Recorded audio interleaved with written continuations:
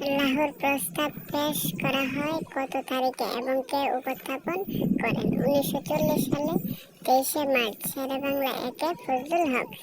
দ্বিজাতি তত্ত্বের প্রবক্তা কে? মোহাম্মদ আলী জিন্নাহ। ভারত পাকিস্তান বিভক্ত হয় কত সালে? 1947 সালে। উর্দুকে রাষ্ট্রভাষার প্রস্তাব প্রথম গৃহীত হয় কত সালে? 1947 সালে ডিসেম্বরে। পাকিস্তানের মোট জনসংখ্যার কত শতাংশ মানুষের মাতৃভাষা ছিল বাংলা? 56% মানুষের। পাকিস্তান গণপরিষদে বাংলা ভাষা সংক্রান্ত সংশোধনী প্রস্তাব আনেন কে? ধীরেন্দ্রনাথ দত্ত। 23শে ফেব্রুয়ারি 1948 সালে। সর্বদলীয় রাষ্ট্রভাষা সংগ্রাম কমিটি গঠিত হয় কত সালে? 31শে জানুয়ারি 1952 সালে। ভাষা আন্দোলনের সময়ে পূর্ব বাংলার মুখ্যমন্ত্রী কে ছিলেন? নুরুল আমিন। ভাষা আন্দোলনের সময় পাকিস্তানের প্রধানমন্ত্রী কে ছিলেন? খাজা নাজিমুদ্দিন।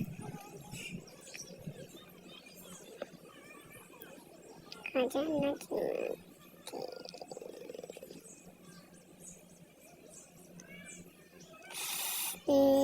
বাংলাদেশের সাংবিধানিক নাম কি? গণপ্রজাতন্ত্রী বাংলাদেশ। গণপ্রজাতন্ত্রী বাংলাদেশ। বাংলাদেশের সংবিধানের নাম কি? দুষ্পরিবর্তনীয় ও লিখিত। পৃথিবীর সবচেয়ে বড় সংবিধান কোন দেশে? ভারত।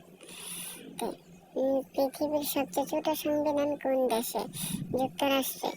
বাংলাদেশের সংবিধান দিবস কত তারিখে পালন করা হয়? 4 নভেম্বর।